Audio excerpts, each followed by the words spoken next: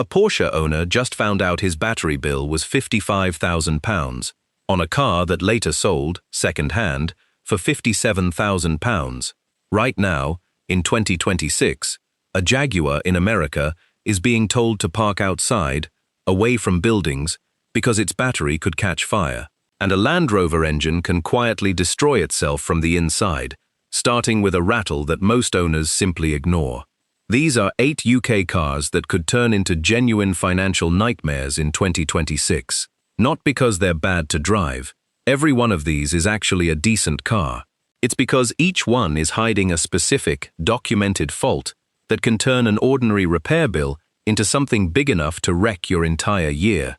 And by the time we reach number 1, you'll understand exactly why one owner's brand new battery ended up worth more than the car it was bolted into.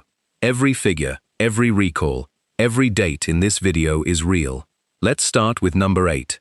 If you enjoy forgotten British car stories like this, consider subscribing. There are many more coming every week. Number 8. Nissan Leaf, the MK2, 39 kilowatt-hour battery. On the surface, this is the safest looking car on the whole list. It's a Nissan. It's been on British roads since 2010. So why is it even here? Because the thing that made the Leaf special back then is exactly what's punishing owners now. This car charges using an older plug called CHAdeMO, and Britain's charging network is quietly walking away from it. Fewer new rapid chargers even support it anymore. And in cold weather, real-world range on a used one can drop hard, sometimes under 100 miles on a full charge. After 3 years, here's the number that should worry you. Industry residual value data puts this exact Leaf's 3-year retained value at just 26.5%. A car that cost around £29,000 new is worth under £8,000 3 years later. Nissan has discontinued this generation entirely in the UK, so there's nobody left at head office with any reason to prop that value back up. Number 7. Vauxhall Corsa and Peugeot 3008, both fitted with the 1.2-litre PureTech engine. In the trade, mechanics just call it the wet belt, and this one genuinely catches people off guard, because it isn't the battery or the electronics that fail here. It's the timing belt, the part that keeps the whole engine in sync.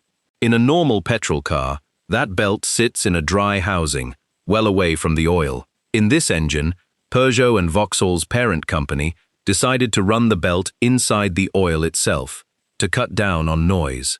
It works, until the belt starts breaking down, especially on cars mostly used for short school-run type journeys.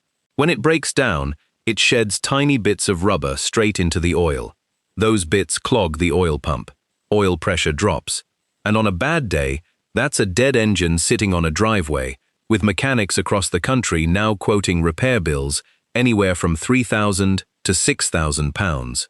The company has since extended the warranty on some of these engines out to 10 years, which tells you everything about how seriously they're treating it behind closed doors.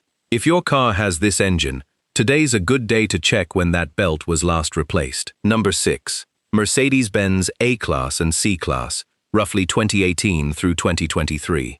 Mercedes still carries one of the strongest names in Britain for solid, dependable engineering, the kind of badge people buy specifically so they never have to think about their car again.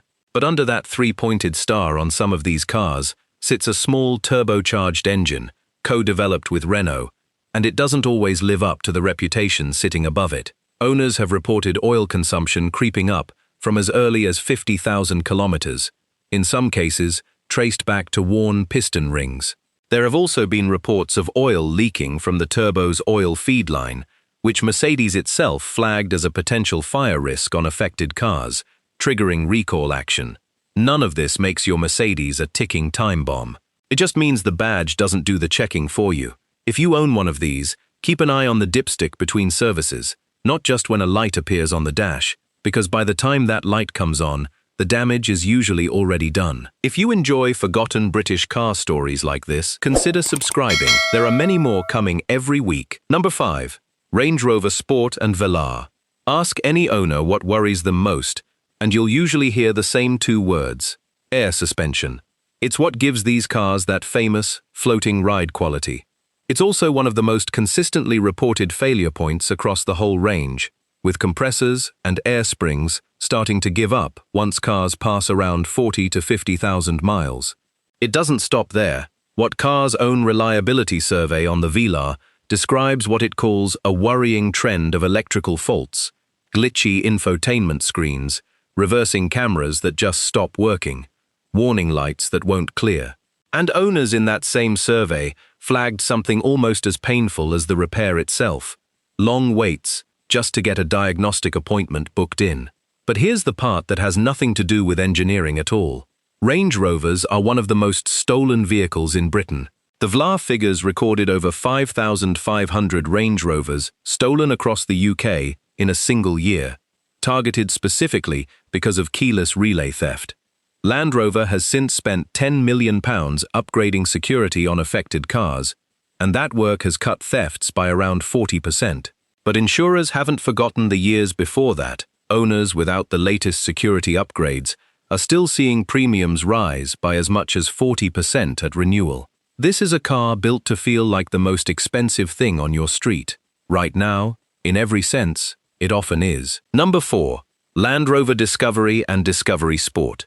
Fitted with the 2-litre Ingenium diesel. This is where things get properly serious, because we've moved past annoying rattles and expensive parts. We're talking about the engine's timing chain, the part that keeps the pistons and valves from colliding with each other. On these engines, that chain sits buried right at the back, hard to even reach, let alone replace cheaply.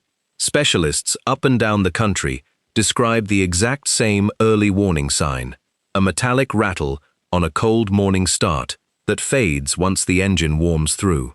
Ignore that rattle for long enough, and the chain can stretch well past its limit, sometimes from as early as 40 to 60,000 miles, jump time, and let the pistons slam straight into the valves. At that point, you're not looking at a repair. You're looking at a full engine replacement. And here's the detail that should really make you sit up. There has been no manufacturer recall issued for this fault, which means if it happens to your car outside of warranty, every penny of that bill lands on you. And because Discovery and Discovery Sport models are family cars, doing exactly the kind of short school run and supermarket run journeys that make the problem worse, this isn't some rare high-mileage motorway car issue. It's happening to ordinary families, on ordinary journeys, without a single warning beyond that rattle most people simply learn to live with. Number 3. Audi A8, including the plug-in hybrid. This is Audi's flagship, the car built to sit above everything else in the range, loaded with air suspension, quattro all-wheel drive, and some of the most complex electronics Audi makes. The issue here isn't reliability in the usual sense. It's what happens the moment all that complexity steps outside its warranty period. Industry data puts the 3-year loss on an A8 PHEV at over £71,000, from a car that started at just over £103,000 new. That's the largest single cash depreciation of any car on this entire list. And a drop that brutal isn't random. It's the used market pricing in exactly what we're describing here. The fact that very few buyers want to gamble on air suspension failures or complicated hybrid electronics the moment that safety net disappears. Number 2. Jaguar I-Pace. And this is where the story stops being about money for a moment and becomes something more serious. In February 2026, Jaguar issued its 4th recall on this car, this time covering roughly 2,278 vehicles from the 2020 and 2021 model years, because the high-voltage battery pack can overheat and, in Jaguar's own words, potentially produce smoke or fire. Owners affected were told, in writing, to park outside, away from buildings, and to stop charging the car above 90%. This is the 4th time Jaguar has had to act on this same underlying battery fault since the car launched back in 2018. Engineers traced the root cause to a manufacturing defect inside certain battery cells themselves, not something a software update alone can permanently fix. And it lands on top of a car that was already one of the fastest depreciating vehicles in the country, losing close to 2/3 of its value in just 3 years. A real fire risk, sitting on top of a brand going through the most turbulent rebrand in its history. That's a very difficult combination to ensure your confidence in, at any price, whether you already own one or you're eyeing a used bargain. Number 1. Porsche Taycan. On paper, this is one of the most respected electric cars ever built. Porsche's own engineering, Porsche's own badge, an 8-year, 100,000-mile warranty covering the high-voltage battery. So why does it sit at number 1 on a list about financial nightmares? Because of what happens the day that warranty runs out. On owner forums, one Taycan driver described exactly this happening to a 2020 model with just over 50,000 miles on the clock. A full battery pack replacement, quoted at £55,000, covered under warranty. That time, thankfully. But here's the sting. That same car later turned up for sale, privately, for £57,000. A brand new battery, and the car itself was barely worth more than the single part just fitted inside it. Independent estimates for a full pack replacement, once you're out of warranty land, somewhere between £18,000 and £35,000, sometimes more, depending on exactly how much of the pack needs replacing.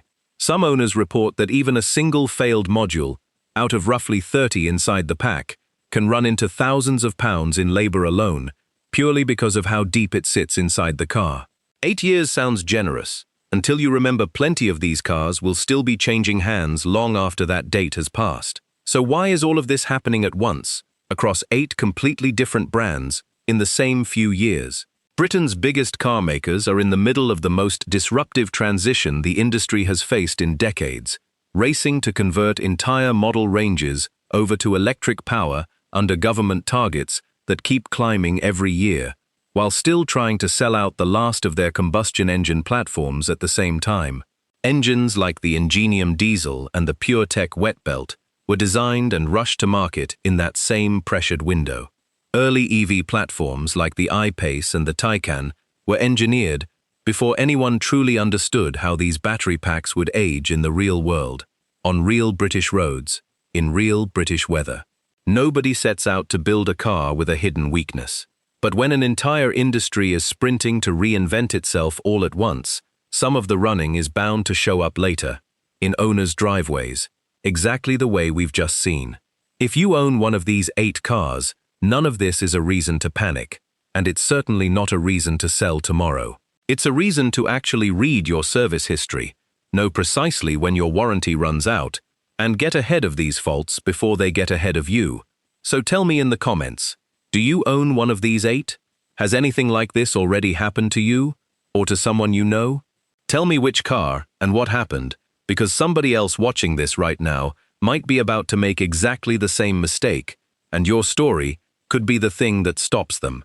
And if this opened your eyes, send it to someone who needs to see it before they sign for their next car.